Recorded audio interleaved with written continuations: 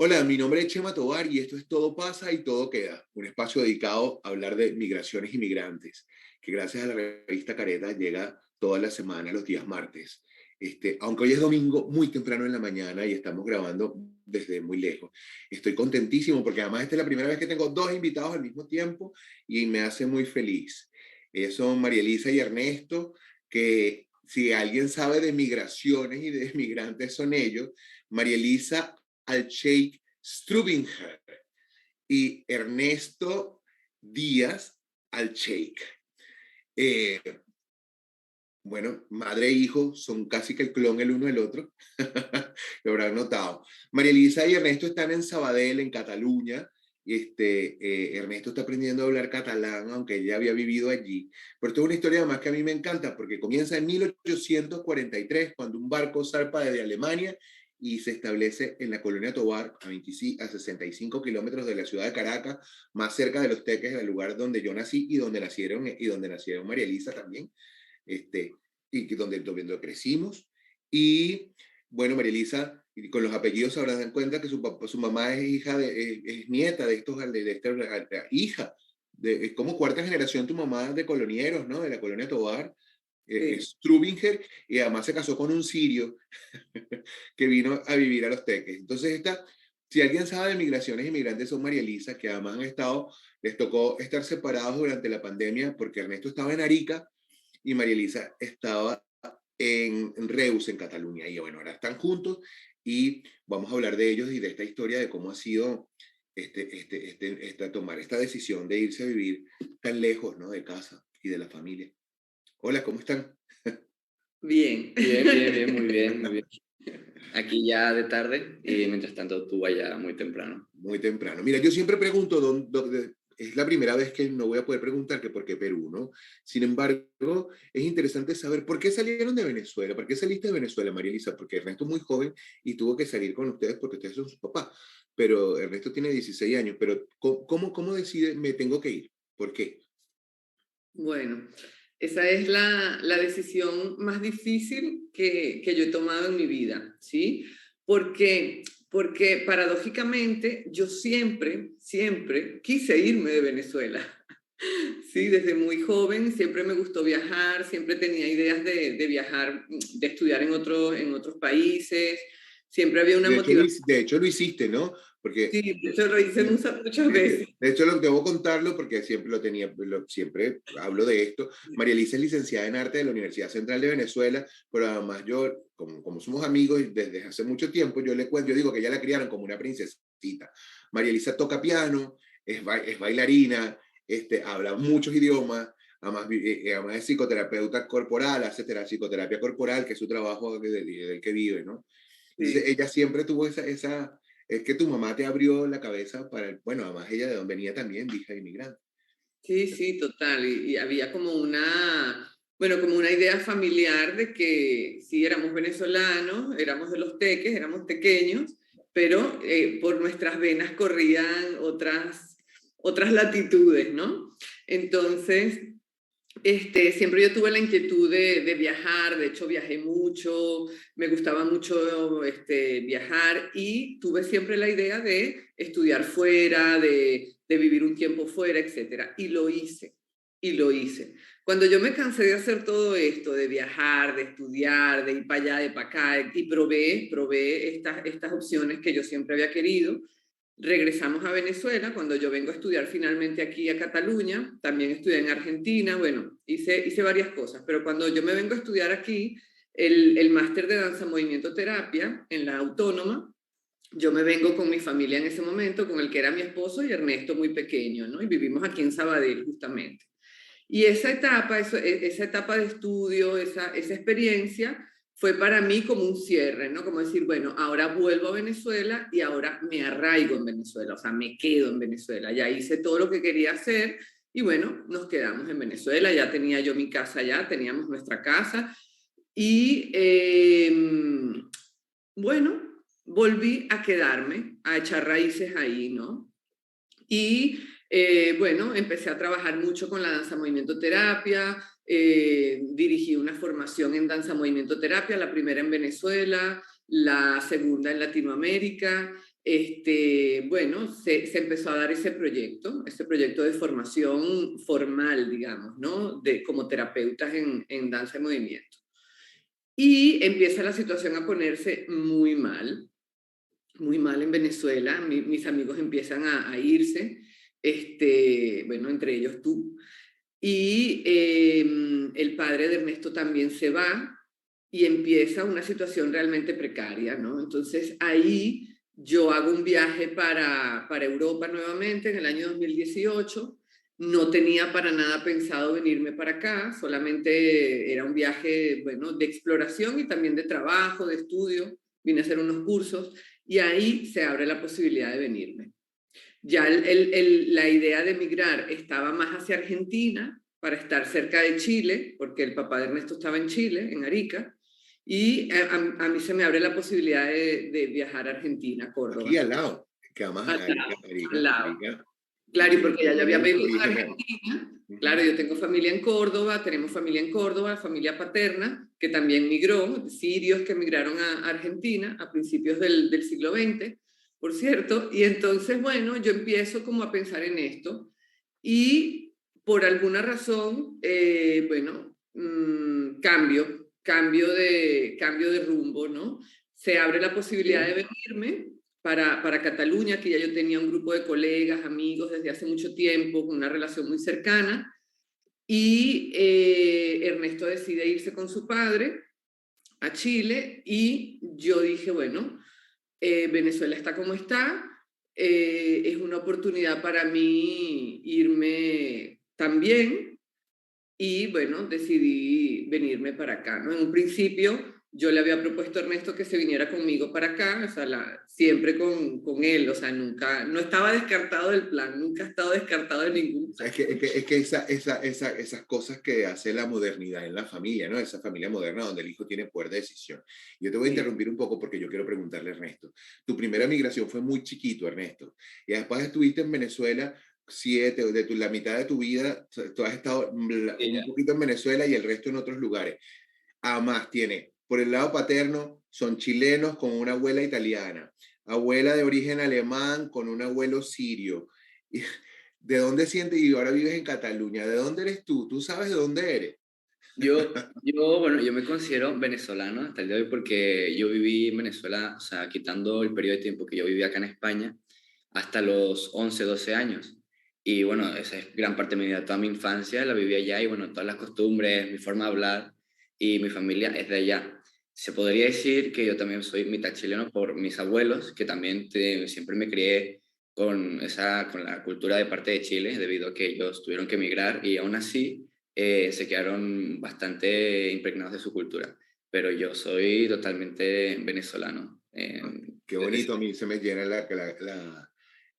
el nudo en la garganta y me pongo, para mí es muy emocionante porque además yo te vi nacer. Yo había pensado que no íbamos a hablar de la familiaridad que tenemos en esta entrevista, pero es que es imposible porque es que yo he estado ahí desde que estás muy chiquito. Y además yo me siento muy orgulloso de ver cómo un muchacho tan joven tiene tan claras las ideas y sabe para dónde va. Por eso lo vamos a ir enterando después acá. María Elisa, ¿crees que entonces esa decisión difícil ha valido la pena hoy día con lo que tienes? sí, sí, sí ha valido la pena. Primero porque yo creo que yo hice una decisión muy pensada, ¿no? Yo tomé una decisión muy pensada. Esto lo pensé yo mucho tiempo. Esto no fue de la noche a la mañana, ¿no? Y yo tuve más o menos un año para planificar el viaje y para despedirme. Y también cuando yo regreso a Venezuela en el año 2012, yo dije, bueno, si yo alguna vez me tengo que volver a ir, yo me voy a ir después de quedarme.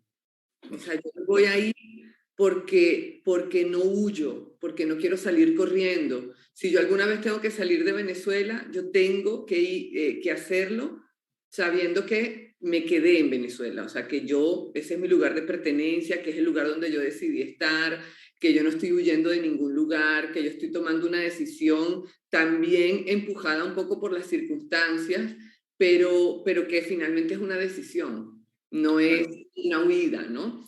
Entonces, yo dije, bueno, yo puedo salir porque yo me quedé, porque yo estuve en Venezuela, yo creí en mi proyecto, y bueno, yo amo mi país, ¿no? Claro, como Profundamente. todos. Mira, está pasando una cosa interesante.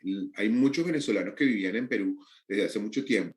Perú es un país que nos ha recibido muy bien, eh, aunque las noticias a veces digan lo contrario. Aquí uno ha logrado establecerse y vivir muy bien. Y la mayoría de la gente que trabaja honestamente y honradamente se puede establecer. Los sueldos no es que sean unos sueldos maravillosos, pero le permiten a la gente vivir mejor de lo que vivían en Venezuela.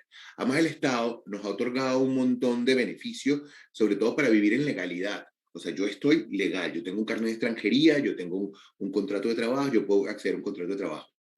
Pero hay muchos venezolanos que están aquí en Perú que se están yendo a vivir el sueño español, que están, ahorran, no sé qué, se van a vivir a España. Cuéntame un poco cómo es ese proceso para encontrar esa legalidad que necesita un inmigrante para estar en España. Bueno, como todo el mundo debe suponer, encontrar la legalidad en Europa en general no es cosa fácil, ¿sí? Yo cuando llego a Venezuela, a España, yo cuando llego a Cataluña, llego en un momento muy particular, porque yo llego el 23 de enero del año 2019, que todo el mundo debe recordar esa fecha, Claro. ese año, ¿no? Entonces, claro, hubo una oleada de gente que emigró, y yo llego aquí y se abre, el Estado y el gobierno abren una posibilidad de, vamos a llamarlo, lo llamaron en ese momento protección internacional, ¿sí? Que no era un asilo ni era un refugio, ¿sí? Sino que era un permiso de estadía mientras la situación en Venezuela pues se calmaba un poco, ¿no?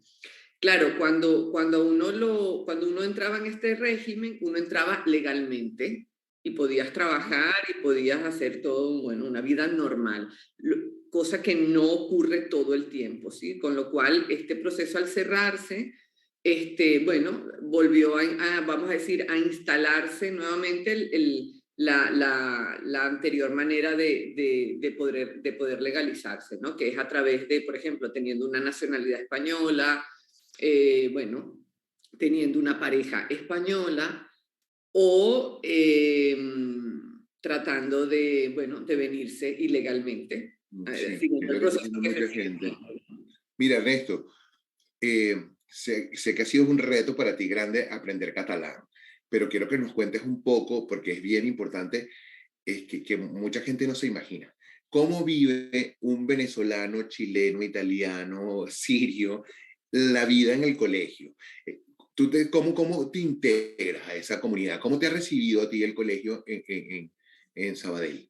Bueno, yo estudio acá en un colegio en concertado, que bueno, aquí los colegios concertados suelen estar poblados mayoritariamente por catalanes y bueno, hablan siempre en catalán, todos en catalán y el trato con los profesores es en catalán, porque no hay tanta variedad de personas de otros países. Entonces, bueno, me he tenido que aprender a escucharlo, aprender a hablarlo, aprender a leerlo, aprender a escribirlo.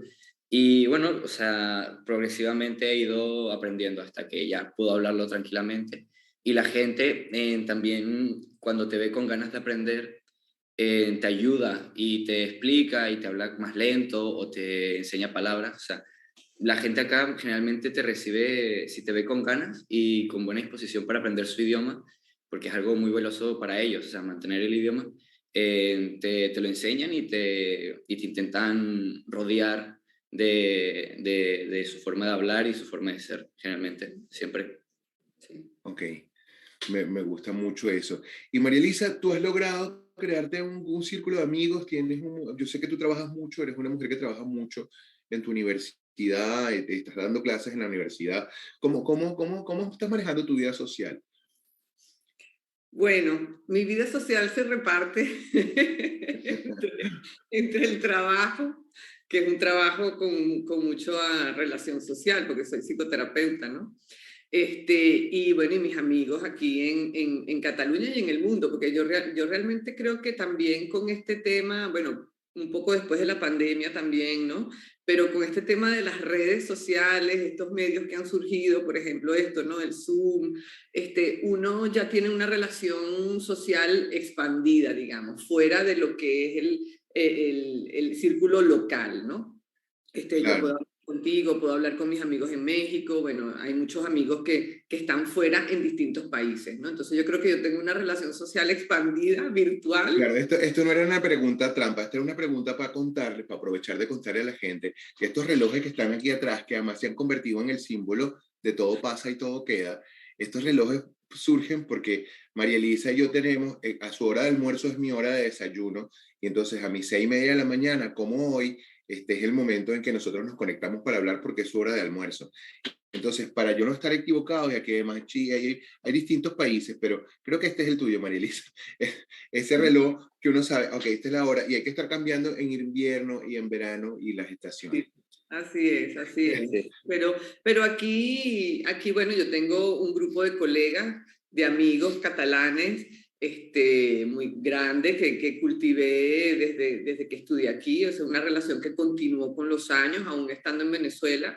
Y cuando yo regreso a Cataluña, pues me reconecto nuevamente con todos ellos, ¿no? Y es lo que me permitió también entrar en la universidad a dar clases, en el máster que estudié, es lo que me permitió volver a Sabadell, porque aquí había una familia muy amiga que, bueno, que también nos recibió, es decir, cuando yo llego a Reus, porque yo llego primero a Reus, que es una ciudad de Tarragona, de la provincia de Tarragona, llego a casa de una amiga muy querida también, que siempre ha Lole, Lole, hola Lole. sí, nuestra amiga Loles, que la familia de ella en Sabadell es también la que nos recibe aquí, ¿no?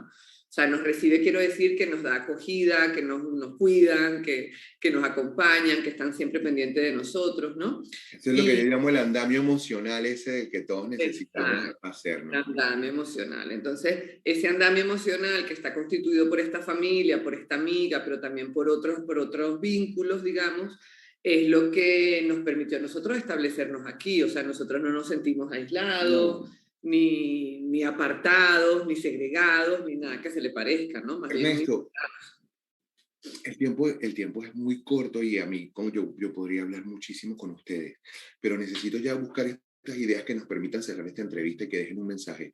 Tú como joven, como una persona joven, ¿cómo te imaginas el futuro? ¿Te imaginas regresando a Venezuela en algún momento? ¿Qué te imaginas para ti? Yo me imagino, o sea, a corto plazo siguiendo vivir, aún viviendo en España, estudiando, completando mis estudios, pero a un largo plazo me imagino fuera de España y capaz en otro país, pero capaz no volvería a vivir en Venezuela ni en algún país de Latinoamérica porque, bueno, las situaciones allá siempre son un poco inestables y, bueno, acá he notado la diferencia de sentir al menos un poco de tranquilidad al día a día y al pasar del tiempo. Entonces, Claro. la Menos incertidumbre, delincuencia, sí, menos de lo que hemos vivido, ¿no?